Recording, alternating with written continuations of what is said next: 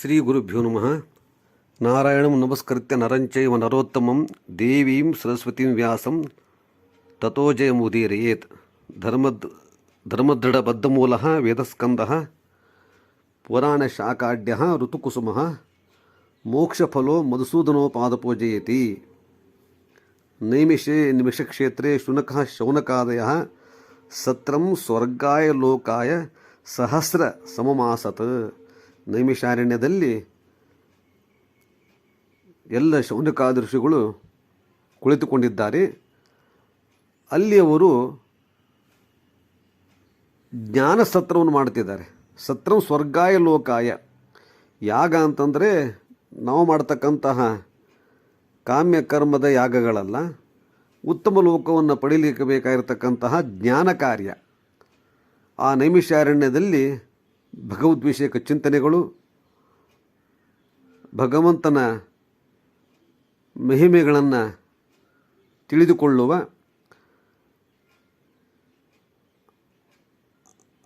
ಆತ್ಮೋದ್ಧಾರಕ್ಕೆ ಪೂರಕವಾದ ಅನೇಕ ತತ್ವಚಿಂತನೆಗಳನ್ನು ಸದಾ ಚರ್ಚೆ ಮಾಡ್ತಿರ್ತಾರೆ. ಜ್ಞಾನ ಕಾರ್ಯ. ಆ ಜ್ಞಾನ ಕಾರ್ಯವನ್ನು ಮಾಡಿ ಆ ಜ್ಞಾನದಿಂದ ಉತ್ತಮ ಲೋಕಗಳನ್ನು ಪಡೆಯುವ ಅಪೇಕ್ಷೆ ಆ ಋಷಿಮುನಿಗಳಿಗೆ. ಅದಕ್ಕೋಸ್ಕರವಾಗಿ ಅಲ್ಲಿ ಜ್ಞಾನಸತ್ರ ಅಂತ ಕರೀತಿದ್ದಾರೆ. ಏನು ಒಳ್ಳೆಯ ಅದನ್ನು ಪಡೀಲಿಕ್ಕೆ ಒಳ್ಳೆಯ ಲೋಕಗಳಿಗೆ ನಾವು ಹೋಗಬೇಕಾಗಿದ್ದರೆ ಅಥವಾ ಭಗವಂತನ ಒಲುಮೆಯನ್ನು ನಾವು ಸಂಪಾದನೆ ಮಾಡಬೇಕಾಗಿದ್ದರೆ ಮುಖ್ಯವಾಗಿ ಬೇಕಾಗಿರ್ತಕ್ಕಂಥದ್ದು ಜ್ಞಾನ. ಆ ಜ್ಞಾನ ಕಾರ್ಯ ಸದಾ ನಡೆಯಬೇಕು. ಆ ಜ್ಞಾನ ಕಾರ್ಯ ಎಲ್ಲಿ ನಡೀತದೆ ಅದೇ ನೈಮಿಷಾರಣ್ಯ. ಆ ಸಭೆಗೆ ಸೂತ ಪುರಾಣಿಕರು ಬರ್ತಾರೆ. ಬಂದಂಥ ಸೂತ ಪುರಾಣಿಕರನ್ನು ಋಷಿಮುನಿಗಳು ಸ್ವಾಗತಿಸ್ತಾರೆ. ಸ್ವಾಗತಿಸಿ ಆದ ನಂತರ ಅವರಲ್ಲಿ ಪ್ರಶ್ನೆಯನ್ನು ಮಾಡ್ತಾರೆ. ನೀವು ಅನೇಕ ಲೋಕಗಳ ಪರಿಚಯವನ್ನು ಮಾಡಿಕೊಟ್ಟಿದ್ದೀರಿ. ಕಥಿತೋ ಭವತಾ ಸಮ್ಯಕ್ ದೇವಮಾರ್ಗ ಸುಖಪ್ರದಃ. ಕಥಿತಾ ಭವತಾ ಸಮ್ಯಕ್ ದೇವಮಾರ್ಗ. ದೇವಮಾರ್ಗದ ಬಗ್ಗೆ ಅತ್ಯುತ್ತಮ ನಿರೂಪಣೆಯನ್ನು ಈಗಾಗಲೇ ನಮಗೆ ತಿಳಿಸಿಕೊಟ್ಟಿದ್ದೀರಿ. ಅಂದರೆ ಈ ಮೊದಲಿನ ಅಧ್ಯಾಯಗಳೇನಿವೆ, ಬ್ರಹ್ಮಕಾಂಡ ಅಂತ ಏನು ಹೇಳ್ತೇವೆ, ದೇವನ ಬಗ್ಗೆ, ದೇವಲೋಕದ ಬಗ್ಗೆ, ದೇವತೆಗಳು ಇರುವ ಲೋಕಗಳ ಬಗ್ಗೆ, ಉತ್ತಮ ಲೋಕಗಳ ಬಗ್ಗೆ ಪರಿಚಯವನ್ನು ಮಾಡಿಕೊಟ್ಟಿದ್ದೀರಿ. ತಥಾಚ ಭಕ್ತಾನಾಂ ಗತಿರುತ್ತಮ. ಒಳ್ಳೆಯ ಲೋಕಗಳನ್ನು ಪರಿಚಯ ಮಾಡಿಕೊಡುವ ಜೊತೆಗೆ ಭಕ್ತರಿಗೆ, ಸಾಧಕರಿಗೆ ಎಂತಹ ಸದ್ಗತಿ ಆಗ್ತದೆ ಅದನ್ನು ಕೂಡ ನೀವು ತಿಳಿಸಿದ್ದೀರಿ. ಅಂದರೆ ಶ್ರೇಷ್ಠ ಮಾರ್ಗಗಳನ್ನು ನೀವು ಪರಿಚಯ ಮಾಡಿಕೊಟ್ಟಿದ್ದೀರಿ. ಅರ್ಚರಾದಿ ಮಾರ್ಗಗಳು ಅಂತ ಉಂಟು. ಬಹಳಷ್ಟು ಪುಣ್ಯಲೋಕಗಳಿದೆ. ಆ ಪುಣ್ಯಲೋಕಗಳಿಗೆ ನಾವು ಹೋಗುವ ಸಾಧ್ಯತೆ ಇದೆ. ಆ ಲೋಕಗಳ ಪರಿಚಯವನ್ನು ಮಾಡಿಕೊಟ್ಟಾಗಿದೆ. ಕಥಿತಾ ಭವತಾ ಸಮ್ಯಗ್ ಹಿಂದೆ ಹೇಳಲ್ಪಟ್ಟಿದೆ. ಅರ್ಚಿತಾದಿ ಪಥಾವಾಯುಂ ಪ್ರಾಪ್ಯತೇನ ಜನಾರ್ದನಂ ಯಾಂತ್ಯುತ್ತಮಾನವರೋಚಾದ್ಯಾಹ ಬ್ರಹ್ಮಲೋಕ ಸಹಾಮುನಾಹ ಅಂತ ಹೇಳಿದ ಹಾಗೆ, ಆನಂದ ತೀರ್ಥರು ಹೇಳಿದ ಹಾಗೆ ಉತ್ತಮ ಮಾರ್ಗಗಳು ಉಂಟು, ಅರ್ಚರಾದಿ ಮಾರ್ಗಗಳು ಅಂತೆಲ್ಲ ಕರೀತಾರೆ. ಅದೆಲ್ಲ ಪರಿಚಯವನ್ನು ಮಾಡಿಕೊಟ್ಟಿದ್ದೀರಿ. ಹಾಗೂ ಅಲ್ಲಿಗೆ ಹೋಗಲಿಕ್ಕೆ ಬೇಕಾದ ಸಾಧನೆಗಳನ್ನು ಕೂಡ ತಿಳಿಸಿದ್ದೀರಿ. ಇದಾನಿಂ ಶೋತುಮಿಚ್ಚಾಮ ಯಮಮಾರ್ಗಂ ಭಯಂಕರಂ. ಅದರಂತೆ ಈಗ ನಮಗೆ ಯಮಮಾರ್ಗದ ಪರಿಚಯ ಮಾಡಿಕೊಡಿ ಅಂತ ಕೇಳ್ತಿದ್ದಾರೆ. ನೋಡಿ, ದೇವಮಾರ್ಗ ಮತ್ತು ಯಮಮಾರ್ಗ ಇದೆ. ನಾವು ದೇಹದಿಂದ ಹೊರಗೆ ಬಂದ ನಂತರ ಜೀವ ಹೋಗಲಿಕ್ಕೆ ಇರಬೇಕಾದ ಮಾರ್ಗಗಳು ಒಂದು 2 ಮಾರ್ಗಗಳಿಗೆ ಪ್ರಯಾಣ ಮಾಡಬೇಕು. ಇಲ್ಲಿ ಬದುಕು ಮುಗಿಯಿತು ಅಂತಂದ ಮೇಲೆ ದೇಹದಿಂದ ಹೊರಗೆ ಬಂದ ನಂತರ ಪ್ರಾರಂಭ. ಎಲ್ಲಿಗೆ ಪಯಣ, ಎಲ್ಲಿಗೆ ಹೋಗೋದು? ದೇವಮಾರ್ಗದೆಡೆ ಪಯಣವು, ಯಮಮಾರ್ಗದೆಡೆ ಪಯಣವು ಹೇಗೆ ತೀರ್ಮಾನ ಮಾಡೋದು? ಹೇಗೆ ಎಲ್ಲಿ ಹೋಗಬೇಕು ನಾನು ಅಂತ ಜೀವ ಮೊದಲೇ ತೀರ್ಮಾನ ಮಾಡಿಕೊಳ್ಬೇಕು. ಅದಕ್ಕಿಷ್ಟು ವಿಷಯವನ್ನು ಇಲ್ಲಿ ಪ್ರಸ್ತಾಪ ಮಾಡ್ತಿದ್ದಾರೆ. ಅದಕ್ಕೋಸ್ಕರವೇ ದೇವಮಾರ್ಗಗಳು ಅಂತ ಉಂಟಪ್ಪ, ಉತ್ತಮ ಲೋಕಗಳು ಅಂತಿವೆ. ಅಲ್ಲಿ ಹೋಗಲಿಕ್ಕೆ ಸಾಧ್ಯತೆ ಇದೆ, ಆ ಸಾಧನೆಯನ್ನು ಮಾಡಿಕೊಳ್ಳಿ ಅಂತ ಈ ಮೊದಲಿನ ಅಧ್ಯಾಯಗಳಲ್ಲಿ ಚೆನ್ನಾಗಿ ತಿಳಿಸಿದ್ದಾರೆ. ಈಗ ಯಮಮಾರ್ಗದ ಬಗ್ಗೆ ಹೇಳ್ತಿದ್ದಾರೆ. ಅದು ಯಮಮಾರ್ಗ ಅಂದರೆ ಪಾಪಿಗಳು ಹೋಗತಕ್ಕಂಥ ಮಾರ್ಗ, ಪಾಪಿಗಳಿಗೆ ದುಃಖದಾಯಕವಾಗಿರತಕ್ಕಂಥ ಸ್ಥಳ ಅದು. ಹಾಗೂ ಅದಕ್ಕೋಸ್ಕರ ಆ ಸ್ಥಳದ ಪರಿಚಯ ಮಾಡಿಕೊಡಿ. ಜೊತೆಗೆ ಐಹಿಕ ಆಮುಷ್ಪಿಕಾನ್ ಕ್ಲೇಶಾನ್ ನೋಡಿ, ಅದರಂತೆ ಐಹಿಕ ಆಮುಷ್ಪಿಕಾನ್ ಕ್ಲೇಶಾನ್, ಐಹಿಕ ದುಃಖಗಳು ಅಂದರೆ ಇಹಲೋಕದ ದುಃಖಗಳು ಹಾಗೂ ಪರಲೋಕದ ದುಃಖಗಳು, ಅದರ ಪರಿಚಯವನ್ನು ಮಾಡಿಕೊಡಿ ಅಂತ ಕೇಳ್ತಾ ಇದ್ದಾರೆ. ಜೊತೆಗೆ ಸಂಸಾರ ದುಃಖಗಳು ಅಂದರೆ ಯಾವ ರೀತಿ ಇರುತ್ತದೆ, ಅದರಿಂದ ಕ್ಲೇಶ ಇದೆಯಲ್ಲ, ಸಂಸಾರ ಕ್ಲೇಶ ಕ್ಷಯ ಸಾಧನಂ, ಸಂಸಾರ ದುಃಖಗಳು, ಆ ಸಂಸಾರ ದುಃಖಗಳನ್ನು ಪರಿಹಾರ ಮಾಡಿಕೊಳ್ಳಲಿಕ್ಕೆ ಬೇಕಾದ ಸಾಧನೆಗಳೇನು, ಅದನ್ನು ಪ್ರಶ್ನೆ ಮಾಡ್ತಿದ್ದಾರೆ. ಎಲ್ಲವೂ ಒಳ್ಳೆಯ ಪ್ರಶ್ನೆಯೇ. ಉತ್ತಮ ಯಮಲೋಕದ ಪರಿಚಯ ಹಾಗೂ ದೇವಲೋಕದ ಪರಿಚಯ ಅಂದರೆ ಅವು ಉಂಟು ಅಂತ ಆಯ್ತಲ್ಲ, ಆಗ ಅಲ್ಲಿ ಹೋಗಲಿಕ್ಕಿರುವ ಜೀವರ ಬಗ್ಗೆ, ಆತ್ಮನ ಬಗ್ಗೆ, ಅವನು ಅನುಭವಿಸುವ ಸುಖ ದುಃಖಗಳ ಬಗ್ಗೆ ನೀವು ತಿಳಿಸಿಕೊಡಬೇಕು. ಸಂಸಾರ ಅಂದರೆ ಏನು, ಆ ಸಂಸಾರ ದುಃಖಗಳನ್ನು ಪರಿಹಾರ ಮಾಡ್ಕೊಳ್ಳಿಕ್ಕೆ ಸಾಧನೆ ಏನಾದ್ರು ಇದ್ದರೆ ತಿಳಿಸಿ. ಸುಖ ದುಃಖಗಳನ್ನು ಯಾರೂ ತಪ್ಪಿಸ್ಕೊಳ್ಳಿಕ್ಕೆ ಸಾಧ್ಯವೇ ಇಲ್ಲ, ಅದು ಬರ್ತಾನೇ ಇರ್ತದೆ. ಚಕ್ರವತ್ ಪರಿವರ್ತಂತೆ ದುಃಖಾನಿಶ ಸುಖಾನಿಚ. ಈ ಹುಟ್ಟು ಸಾವುಗಳ ಚಕ್ರದಿಂದ ತಪ್ಪಿಸಿಕೊಳ್ಳಬೇಕಲ್ಲ, ನಮಗೋಸ್ಕರವಾಗಿ ಪ್ರಶ್ನೆಯನ್ನು ಮಾಡುತ್ತಿದ್ದಾರೆ. ಆ ದುಃಖಗಳನ್ನು ಪರಿಹಾರ ಮಾಡಿಕೊಳ್ಳಿಕ್ಕೆ ಬೇಕಾದ ಸಾಧನೆ ಏನಾದ್ರು ಇದ್ದರೆ ತಾವು ತಿಳಿಸಿಕೊಡಬೇಕು ಅಂತ ವಿನಯದಿಂದ ಪ್ರಶ್ನೆ ಮಾಡುತ್ತಿದ್ದಾರೆ. ಹಾಗೂ ಇಲ್ಲಿಯ ದುಃಖಗಳು ಹಾಗೂ ಪರಲೋಕದ ದುಃಖಗಳು, ತುಂಬ ಪಾಪಗಳನ್ನು ಮಾಡಿಬಿಟ್ರೆ ನರಕಕ್ಕೆ ಹೋಗಬೇಕಾಗಿಲ್ಲ, ಇಲ್ಲಿ ಅನೇಕ ದುಃಖಗಳನ್ನು ನಾವು ಕಣ್ಣಿಂದ ನೋಡಬೇಕಾಗ್ತದೆ. ಯಾಕಪ್ಪ ಬದುಕು ಈ ನರಕ, ಈ ಅವಸ್ಥೆ ಬೇಡ ಬೇಡ ಬೇಡ ಅಂತ ಅನಿಸಿಬಿಡುತ್ತದಲ್ಲ, ಅದೂ ಒಂದು ಅವಸ್ಥೆ. ಇಲ್ಲಿ ದುಃಖ, ಇಲ್ಲಿಯೇ ನಾನು ಬದುಕಿರುವಾಗಲೇ ನನ್ನ ಕಣ್ಣಿಂದ ಇಂಥ ದುಃಖಗಳು ನೋಡ್ತಾ ಇದ್ದೇನೆ ಅಂತ ಆದರೆ ಇನ್ನು ನಾನು ಪರಲೋಕಕ್ಕೆ ಹೋದರೆ ಎಷ್ಟು ಶಿಕ್ಷೆ ಅನುಭವಿಸಬೇಕಾಗ್ತದೆ, ಎಷ್ಟು ದುಃಖ ಅನುಭವಿಸಬೇಕಾಗ್ತದೆ. ಇಲ್ಲಿರಲಾರೆ ಅಲ್ಲಿಗೆ ಹೋಗಲಾರೆ, ಎದೆಂತೆಚ್ಚ ಧೂರಿಕೆ ಭಯಂ ವಿಂದತಿ ಮಾಮಿಹ ಪವಮಾನ ವಿತಜ್ಜೇಹಿ ಅಂತ ಪವಮಾನ ಸೂಕ್ತದಲ್ಲಿ ಕೇಳಿದ್ದಾರೆ. ಮುಖ್ಯಪ್ರಾಣ, ನನ್ನ ಭಯ ಪರಿಹಾರ ಮಾಡು.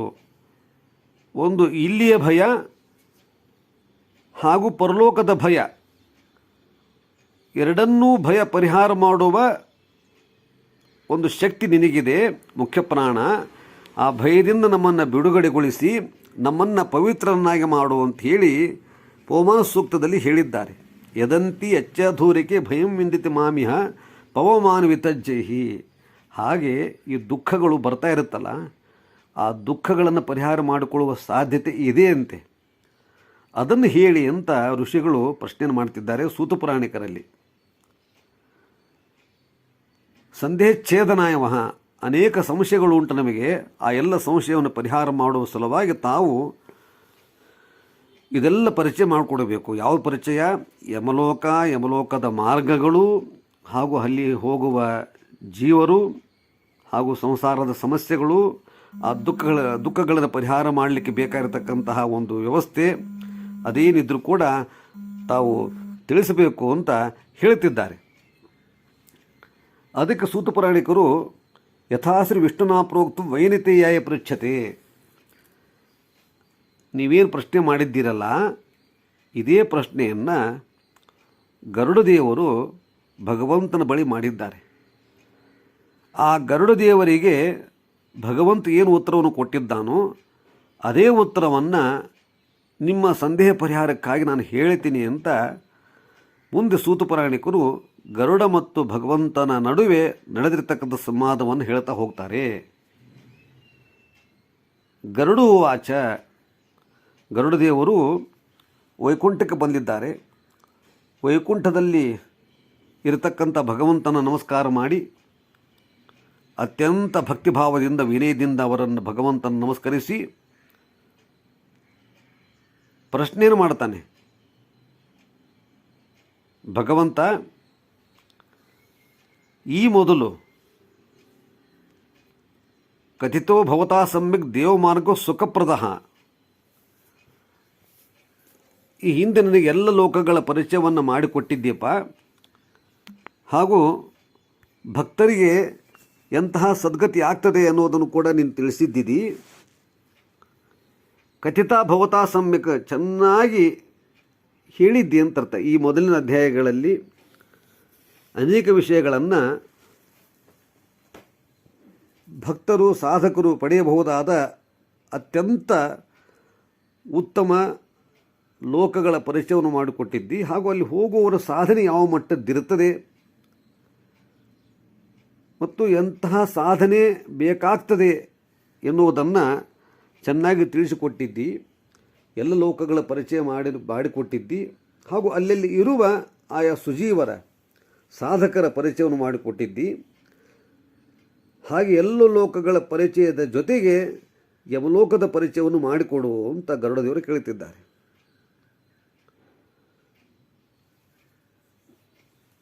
ಯಾಕಂದರೆ ಇದು ಯಮಲೋಕಂ ಭಯಂಕರಂ, ತುಂಬ ಭಯಂಕರ ಅಂತ ಹೇಳ್ತಾರೆ.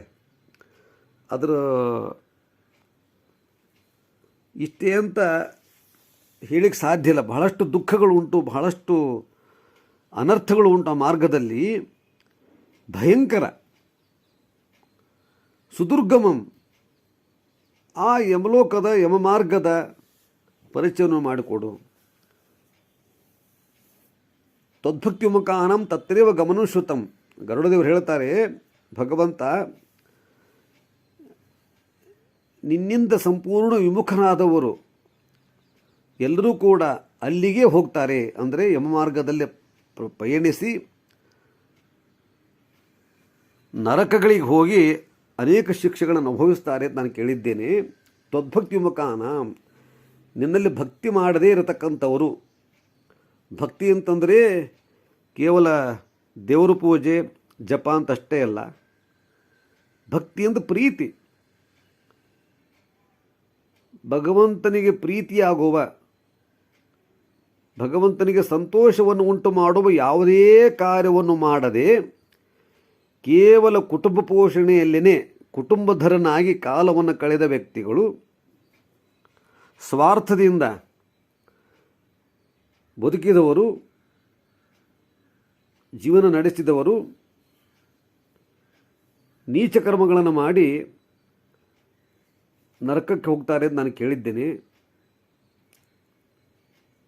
ನರಕ ಯಾರಿಗೆ ಅಂತಂದರೆ ತದ್ಭಕ್ತಿ ವಿಮುಖಾನ,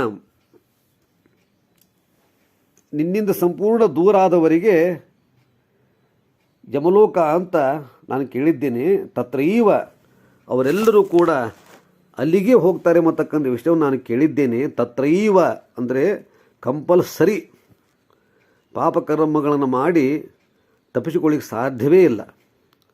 ಉತ್ತಮ ಕರ್ಮಗಳನ್ನು ಮಾಡಿ ಹೇಗೆ ಪುಣ್ಯಲೋಕಗಳನ್ನು ತಪ್ಪಿಸಿಕೊಳ್ಳಿಕ್ಕೆ ಸಾಧ್ಯವಿಲ್ಲವೋ ಹಾಗೆ ಪಾಪಕರ್ಮಗಳನ್ನು ಮಾಡಿ ನರಕವನ್ನು ತಪ್ಪಿಸಿಕೊಳ್ಳಿಕ್ಕೆ ಸಾಧ್ಯವೇ ಇಲ್ಲ, ಅನುಭವಿಸಲೇಬೇಕು. ತತ್ರೈವ ಗಮನ ಶ್ರುತಂ, ಅಲ್ಲಿಗೆ ಹೋಗ್ತಾರೆ.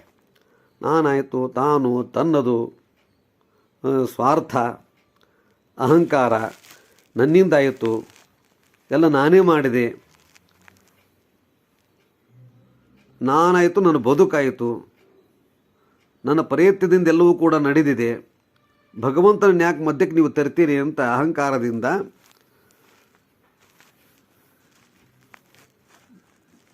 ತನ್ನ ಸ್ವಾರ್ಥಕ್ಕಾಗಿ ಸಂಪೂರ್ಣ ಬದುಕನ್ನು ನಡೆಸಿ, ತನ್ನ ಬದುಕಿಗಾಗಿ, ತನ್ನ ಐಷಾರಾಮಿ ಬದುಕಿಗಾಗಿ ಅನೇಕ ಪಾಪಕರ್ಮಗಳನ್ನು ಮಾಡಿ, ಯಾವುದೇ ಒಂದು ಸಂದರ್ಭದಲ್ಲಿ ಯಾವುದೇ ಕರ್ಮಗಳಿಂದ ಭಗವಂತನ ಪ್ರೀತಿಯನ್ನು ಸಂಪಾದನೆ ಮಾಡಿದೆ, ಭಗವಂತನ ಪ್ರೀತಿಗಾಗಿ ಯಾವ ಕರ್ಮಗಳನ್ನೂ ಮಾಡದೆ ಇರತಕ್ಕಂಥವರಿಗೆ ತತ್ರೈವ ಗಮನ ಶ್ರುತಂ, ಅವರೆಲ್ಲರೂ ಕೂಡ ನರಕಕ್ಕೆ ಬರ್ತಾರೆ ಅಂತ ನಾನು ಕೇಳಿದ್ದೇನೆ. ಅದೇ ಆಶ್ಚರ್ಯವಾಗ್ತಿದೆ ನನಗೆ. ಅದರಿಂದ ಆ ಪಾಪಿಗಳ ಬಗ್ಗೆ ನನಗೆ ತಿಳಿಸಿಕೊಡು, ಆ ನರಕದ ಬಗ್ಗೆ ತಿಳಿಸಿಕೊಡು, ಯಮಲೋಕದ ಬಗ್ಗೆ ತಿಳಿಸಿಕೊಡು. ಅಂದರೆ ತಿಳಿಸಿಕೊಡುವಂತ ಹೇಳುವ ಮುಖಾಂತರ ಪಾಪಕರ್ಮಗಳನ್ನು ಮಾಡಬಾರದು ಅಂತ ಸೂಕ್ಷ್ಮವಾಗಿ ನಮ್ಮ ಗಮನಕ್ಕೆ ತರ್ತಾರೆ. ಇಷ್ಟೆಲ್ಲ ತೊಂದರೆಗಳಿದೆ, ಆದ್ದರಿಂದ ಒಳ್ಳೆಯದನ್ನು ಮಾಡಿ ಒಳ್ಳೆಯ ಲೋಕಗಳನ್ನು ಪಡೆದು ಒಳ್ಳೆಯ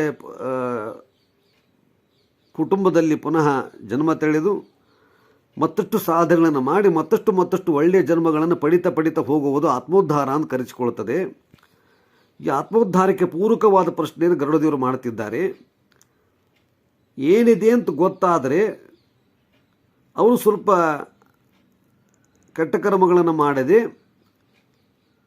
ಉತ್ತಮ ಕಾರ್ಯಗಳನ್ನು ಮಾಡಿ ತಮ್ಮ ಆತ್ಮೋದ್ಧಾರವನ್ನು ಮಾಡಿಕೊಳ್ಳುತ್ತಾರೆ ಎಂಬತಕ್ಕಂತಹ ಒಂದು ಭರವಸೆಯಿಂದ, ಒಂದು ಕಾಳಜಿಯಿಂದ ಈ ಗರುಡದೇವರು ಪ್ರಶ್ನೆಯನ್ನು ಮಾಡುತ್ತಿದ್ದಾರೆ. ತತ್ರೈವ ಗಮನಶ್ರುತಂ, ಅದಕ್ಕೋಸ್ಕರವಾಗಿ ಆ ಯಮಲೋಕದ ಪರಿಚಯ ಮಾಡಿಕೊಡು ಅಂತ ಗರುಡದೇವರು ಒಳ್ಳೆಯ ಪ್ರಶ್ನೆಯನ್ನು ಮಾಡುತ್ತಿದ್ದಾರೆ. ಹೀಗೆ ಇದು ಈ ಗರುಡ ಪುರಾಣ ಅದು ಪ್ರಾರಂಭ ಆಗ್ತದೆ. ಅಂದರೆ ನರಕಗಳು ಇವೆ, ಅಲ್ಲಿ ಹೋಗ್ತಾರೆ, ಕಷ್ಟ ಅನುಭವಿಸ್ತಾರೆ, ದೇವ ಮಾರ್ಗದಲ್ಲಿ ಪಯಣಿಸ್ತಾರೆ ಅಂತಿದ್ದಲ್ಲಿ ಹೇಳುವಾಗ ಜೀವರು ಇದ್ದಾರೆ ಅಂತಾಯಿತು. ಜೀವನ ಅಸ್ತಿತ್ವ, ಜೀವನಿತ್ಯ ಅಂತ ಇದರಿಂದ ಗೊತ್ತಾಗ್ತಾ ಇದೆ. ಯಾಕಂದರೆ ಎಲ್ಲ ಜೀವಿಗಳು ನರಕಗಳಿಗೆ ಉತ್ತಮ ಲೋಕಗಳಿಗೆ ಹೋಗ್ತಾರೆ ಅಂತ ಹೇಳೋದ್ರಿಂದ ಇದ್ರೆ ತಾನೇ ಹೋಗ್ಲಿಕ್ಕಾಗೋದು. ಆದ್ದರಿಂದ ನಮ್ಮ ಬದುಕಿಲಿಗೆ ಮುಗಿಲಿಲ್ಲ. ದೇಹದಿಂದ ಹೊರಗೆ ಬಂದ ನಂತರ ಅಲ್ಲಿಂದ ಪ್ರಾರಂಭ ಹರಿ ಓಂ ಅಂತ. ಅಲ್ಲಿಂದ ಮುಂದೆ ಎಲ್ಲಿ ಪಯಣ, ಎಲ್ಲಿ ಹೋಗೋದು, ಇದರಲ್ಲಿ ನಿಶ್ಚಯ ಆಗಬೇಕಲ್ಲ. ನಿಜವಾದ ವಸ್ತುಸ್ಥಿತಿ ಆ ಕಷ್ಟ ಅಂದರೆ ಇರೋದು ಅಲ್ಲಿನೇ. ಮರಣ ಅಂತಂದರೆ ಹಾಗೆ ದೇಹದಿಂದ ಹೊರಗೆ ಬಂದ ನಂತರ ನಮ್ಮ ಬದುಕು ಅಥವಾ ನಮ್ಮ ದಾರಿ ತುಂಬ ಉದ್ದ ಇದೆ, ತುಂಬ ದೂರ ಇದೆ. ನಾವು ಮಾರ್ಗದಲ್ಲಿ ಪಯಣಿಸಬೇಕು.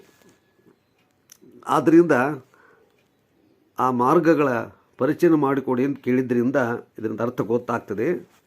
ನಾವು ಜಾಗೃತವಾಗಿ ಈ ಬಂದಂತಹ ಒಂದು ದೇವರು ಕೊಟ್ಟಂತಹ ಈ ಜನ್ಮವನ್ನು ಸಾರ್ಥಕ ಮಾಡಿಕೊಂಡು ಉತ್ತಮ ಲೋಕದೆಡೆಗೆ ಪಯಣಿಸುವ ಒಂದು ಪ್ರಯತ್ನ ಮಾಡಬೇಕು.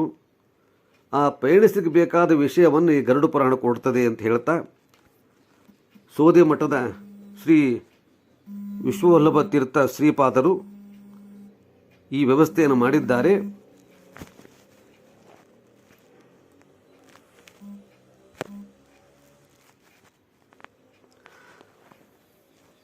ಆದ್ದರಿಂದ ಸೋದೆ ಮಠದ ಶ್ರೀ ವಿಶ್ವವಲ್ಲಭ ತೀರ್ಥರು ಈ ವ್ಯವಸ್ಥೆಯನ್ನು ಮಾಡಿದ್ದು, ಈ ಪಿತೃಪಕ್ಷ ಏನು ಆಚರಣೆ ಮಾಡ್ತಿದ್ದೀವಿ ಸಂದರ್ಭದಲ್ಲಿ ಆತ್ಮೋದ್ಧಾರಕ್ಕೆ ಬೇಕಾಗಿರ್ತಕ್ಕಂಥ ವಿಷಯವನ್ನು ಜನರಿಗೆ ತಿಳಿಸುವ ನಿಟ್ಟಿನಲ್ಲಿ ಈ ಗರುಡ ಪುರಾಣದ ವ್ಯವಸ್ಥೆಯನ್ನು ಹಮ್ಮಿಕೊಂಡಿದ್ದಾರೆ.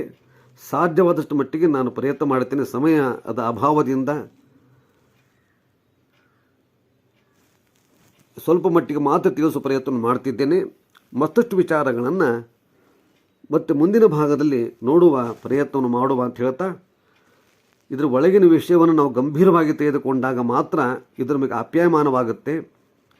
ಹಂತವಾಗಿ ನಾವು ಇದನ್ನು ವಿಷಯಗಳನ್ನು ತಿಳಿದು ಬದುಕನ್ನು ಸಾರ್ಥಕ ಮಾಡಿಕೊಳ್ಳುವ ಅಂತ ಹೇಳ್ತಾ ಮತ್ತಷ್ಟು ವಿಚಾರಗಳನ್ನು ಮತ್ತೆ ತಿಳಿಸುವ ಪ್ರಯತ್ನವನ್ನು ಮಾಡ್ತೇನೆ. ಶ್ರೀಕೃಷ್ಣಾರ್ಪಣಮಸ್ತು. ಹರೇ ಶ್ರೀನಿವಾಸ.